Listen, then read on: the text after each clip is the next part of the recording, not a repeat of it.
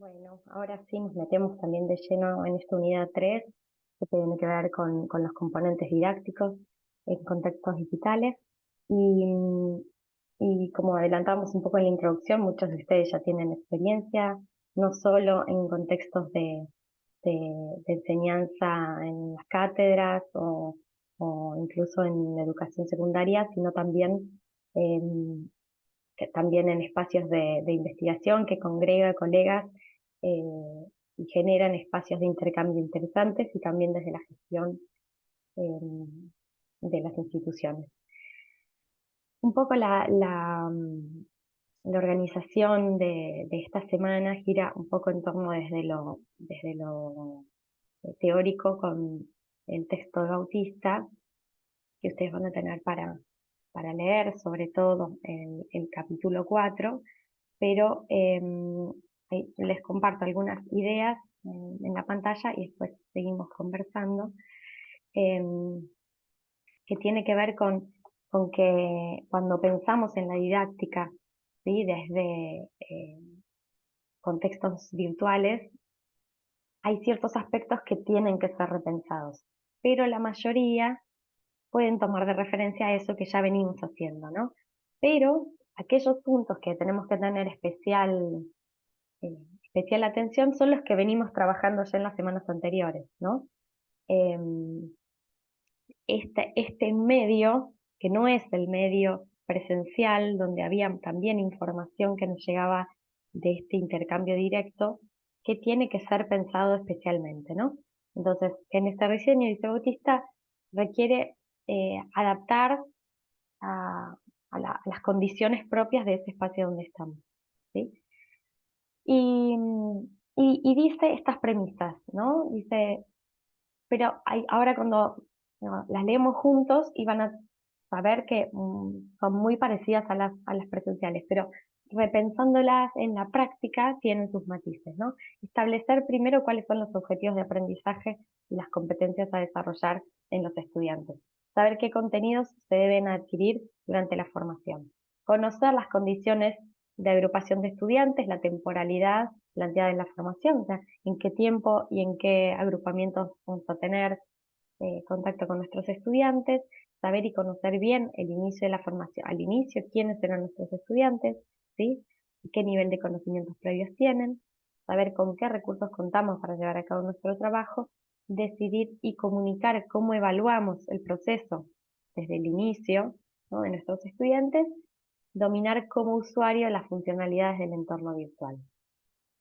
Esto parece como una obviedad, pero realmente entrando en el terreno de la planificación, ¿sí? de nuestras acciones de enseñanza y aprendizaje, o sea, para promover el aprendizaje, tienen que tener en cuenta todos estos. Hoy, especialmente en esta semana, vamos a proponerles centrarnos en la definición de objetivos, por ende de propósitos y esta distinción, y también en la selección, los procesos propios de selección eh, y organización de los contenidos. Pero todas estas premisas son importantes tenerlas en mente porque tiene que ver con el punto cero, ¿sí? Con el punto cero.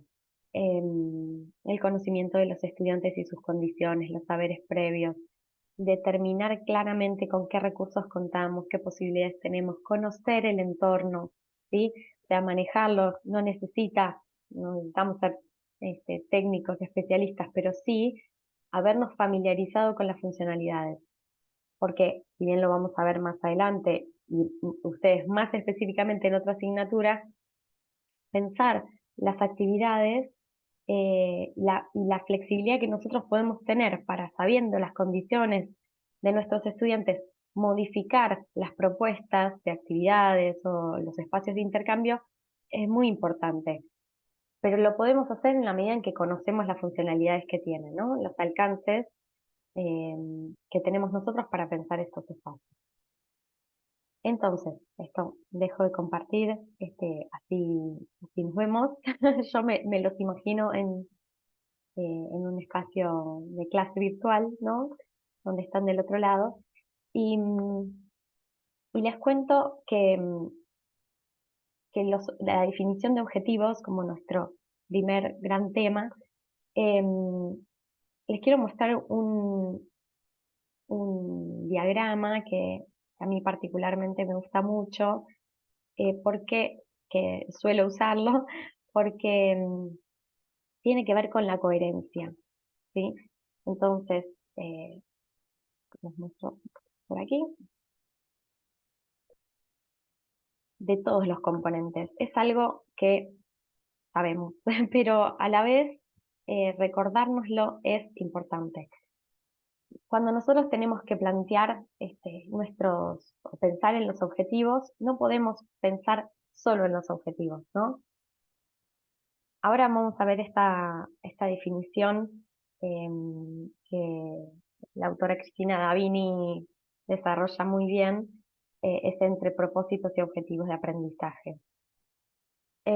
Pero cada uno de estos elementos que muestra el gráfico es necesario, le pusimos este círculo alrededor que tiene que ver con realmente una unidad, ¿no? Que yo no puedo pensar solo o desde las estrategias o solo desde los contenidos que tengo para dar. Necesito esta armonización para que todos los componentes de nuestra planificación eh, coadyuven, ¿sí? A que ese aprendizaje que tenemos o que esperamos que puedan tener nuestros estudiantes o los colegas con los que compartimos los espacios, suceda, ¿no? Entonces, están estos objetivos de aprendizaje que si queremos ordenar, al menos en mi cabeza de didacta, empiezo por los objetivos de aprendizaje, ¿no? ¿Qué es lo que quiero que aprendan? Pero es es un primer momento que después dialoga con los demás, porque después lo podemos incluso modificar. Eh, entonces, con esos objetivos yo pienso en cómo voy a presentar esos contenidos. Cuando es muy fuerte dentro de los objetivos el contenido conceptual, o sea, el aprendizaje de conocimientos, voy a tener naturalmente como prioridad empezar organizando esos contenidos para lograr llevar orgánicamente todo a buen puerto. Cuando es un contenido más procedimental, posiblemente yo empiece pensando en el esquema de actividades, ¿sí? En cuáles van a ser las propuestas que permitan a los estudiantes desarrollar esas habilidades más prácticas, ¿no? Entonces, van a ver que ahí al costado del diseño de actividades dice diseñar la estrategia de enseñanza, ¿no? Como la decisión más global sobre cómo va a ser esta experiencia de aprendizaje que queremos promover, ¿no? Entonces, que se muestra a través de las actividades, ¿no? Mi estrategia es general, ¿sí? Voy a decir, voy a trabajar general con un enfoque activo, ¿no? Por ejemplo, voy a organizar mi materia en base a problemas, entonces diseño luego las actividades. Y los recursos que voy a necesitar tienen que estar también organizados a la par, porque voy a necesitar recursos tanto para presentar los contenidos como para desarrollar las actividades, ¿sí? Entonces, esto del marco de coherencia entre los elementos es fundamental y al mismo tiempo, pues esta otra palabra, flexibilidad, porque no quiere decir que anden cambiando o sean en un primer momento como modificables, pero sí flexibles a las condiciones del contexto, ¿sí? Entonces, en ese sentido, yo tengo mis objetivos claros, no los voy a ir cambiando constantemente, pero sí puedo tener cierta flexibilidad también porque el contexto me puede estar hablando de una necesidad de cambio. Entonces, propósitos y objetivos son lo mismo, ¿no? Entonces, para algunos va a ser un repaso, para otros quizás sea nuevo. La diferencia entre propósitos y objetivos tiene que ver con quién es el actor, ¿sí? O el destinatario de esa enunciación. Los propósitos expresan las intenciones del educador, ¿sí? Sí, entonces, y como intenciones de su propia tarea, ¿bien? Entonces, yo quiero, por ejemplo, un propósito es, en este momento para mí, un propósito es poder organizar coherentemente lo que yo quiero presentarles de forma que ustedes puedan comprenderlo. Pero ese es un propósito porque es mi tarea, ¿sí? Lo que yo estoy proponiendo. En cambio, los objetivos expresan los aprendizajes que se espera que los estudiantes alcancen, ¿sí? Entonces, que ustedes puedan por ejemplo, que todos los estudiantes de la asignatura puedan desarrollar claramente los objetivos y organizar los contenidos de su planificación según los criterios presentados por la cátedra. Entonces, esos son los propósitos, ¿no? Los que refieren a las intenciones, a las propuestas que se hace el propio docente, que saberlos son muy importantes. Uno dice, qué extraño, o bueno, todos queremos hacer bien las cosas, ¿no? Pues, hagámoslo. No, bueno, explicitar esos propósitos para nosotros sin duda son una guía. Y para nuestros estudiantes también, es decir, nosotros también nos ponemos objetivos, ¿sí? O sea, son los objetivos nuestros, los que llamamos propósitos, no objetivos de aprendizaje que son los que les damos a ellos, digamos. Y en relación a los objetivos, ahora sí, yendo a los objetivos de aprendizaje, hay dos clasificaciones que me gustaría compartirles rápidamente, que en los entornos virtuales se pueden dar de la misma forma, ¿no? Cuando uno tiene y presenta su propuesta de educación en entornos virtuales, podemos plantear objetivos generales y objetivos más específicos, ¿no?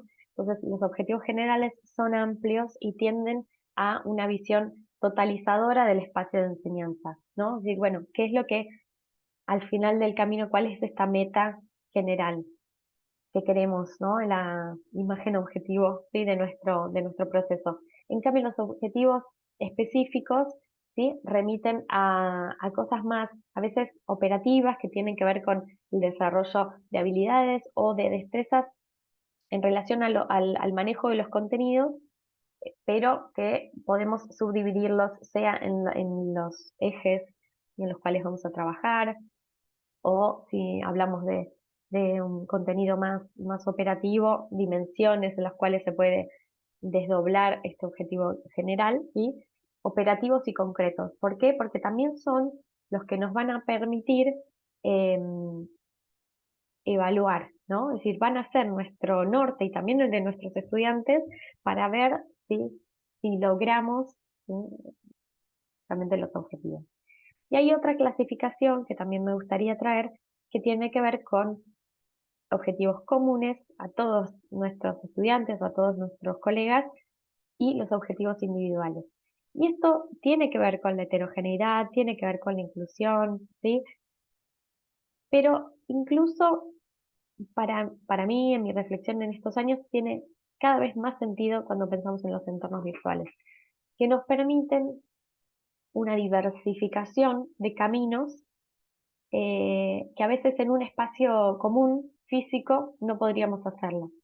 Entonces, nosotros podemos definir objetivos comunes, ¿sí? Que, ahí, como dice desdoblamiento, los comunes son los, los básicos también, los mínimos, los básicos, los comunes a todos. O sea, este es el piso que es para todos igual, ¿sí? Porque refiere a los contenidos mínimos de la asignatura, porque es lo que nos propusimos de mínimo. Y después están los objetivos individuales, que a veces los puede definir el propio estudiante. Esto es una cosa que no estamos tan acostumbrados, pero que es así, que se puede uno acompañar a lo que los propios colegas o estudiantes definan sus propios objetivos individuales, que son también las luces del camino para después ir retroalimentando ese proceso de enseñanza y de aprendizaje, ¿no? En base a estos objetivos.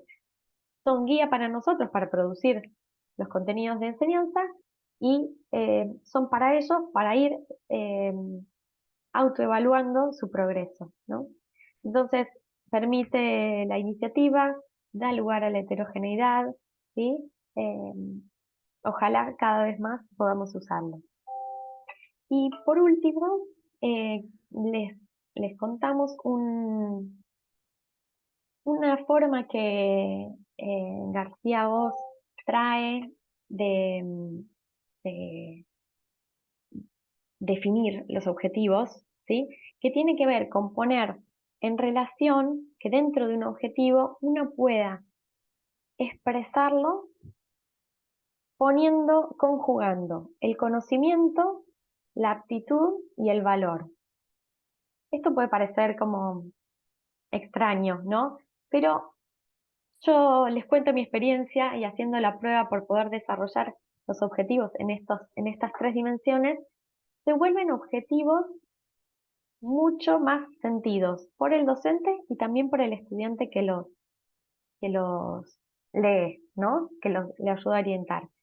Y acá un poco lo desdoblo, va para poder explicitarlo, y con esto termino esta primera parte, que tiene que ver con poder decir, vamos a trabajar sobre este contenido, ¿sí? Pero ¿qué espero que el estudiante haga con este contenido? Ahí vamos a la aptitud, ¿sí? Entonces, que puedan analizar eh, y poner en relación los contenidos desarrollados en esta unidad didáctica, que son tales, ¿no? Ese es el conocimiento. Y después le agrega una tercera dimensión que para mí es la diferencia, que es lo que en general no encontramos, que es el valor. El por qué eso es importante, ¿no? ¿Por qué estamos proponiendo este objetivo? ¿Para qué? Entonces, que puedan analizar los contenidos de la unidad 3 de forma de poder ejercer su tarea de enseñanza de una forma eficaz, ¿no? Digo algo así como que se me ocurre ahora, pero tiene que ver con poder poner las tres dimensiones y da una unidad de sentido, ¿sí? Es decir, ¿qué, qué hago con esto y para qué? ¿No? Si pueden hacer esta experiencia de desarrollar así los objetivos en las actividades que les vamos a proponer esta semana, ojalá así sea y puedan ver específicamente de qué se trata. Llegamos hasta acá en esta primera parte. Gracias.